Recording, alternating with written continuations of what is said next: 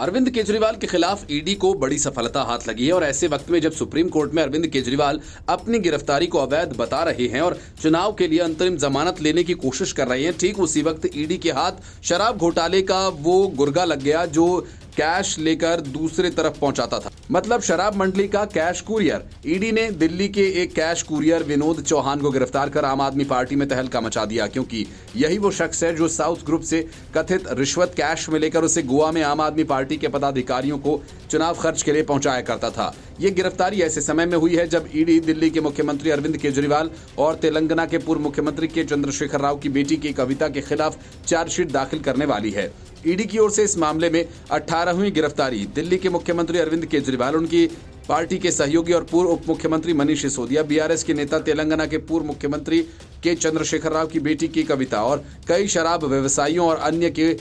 ED द्वारा गिरफ्तार किए जाने के बाद ईडी ने के कविता की गिरफ्तारी के संबंध में अदालत के समक्ष पेश किया और एक आधिकारिक दस्तावेज में चौहान की कथित भूमिका का उल्लेख किया था, जिसमें एजेंसी ने दावा किया कि कविता के स्टाफ के एक सदस्य से पता चला कि उसने अभिषेक बोयनपल्ली के निर्देश पर आरोपी दिनेश अरोड़ा के कार्यालय से नकदी से भरे 2 बैग्स एकत्रित किए, विनोद चौहान को दिए और बाद में उसने नई दिल्ली के टोडापुर नारायणा के पास एक पते से नकदी से भरे 2 ऐसे बैग्स एकत्रित किए और फिर से इसे विनोद चौहान को सौंप दिया। ये मामला 2021-22 के दिल्ली सरकार की आबकारी नीति घोटाला को तैयार करने और क्रियान्वित करने में कथित भ्रष्टाचार और धन शोधन से संबंधित है। इस नीति में बाद में इसे रद्द कर दिया गया था और दिल्ली के उपराज्यपाल वीके सक्सेना ने नीति के निर्णय और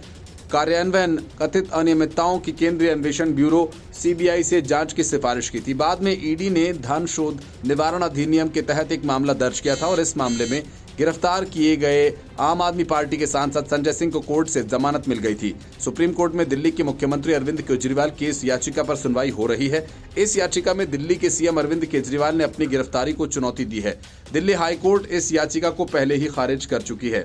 सुप्रीम कोर्ट ने कहा कि चुनाव के कारण केजरीवाल की अंतरिम जमानत पर विचार कर सकते हैं और इस बीच प्रवर्तन निदेशालय ने एक और गिरफ्तारी की है। अरविंद केजरीवाल की गिरफ्तारी के बाद उनकी पत्नी सुनीता केजरीवाल ने मोर्चा संभाल रखा है। Bureau report, news of India.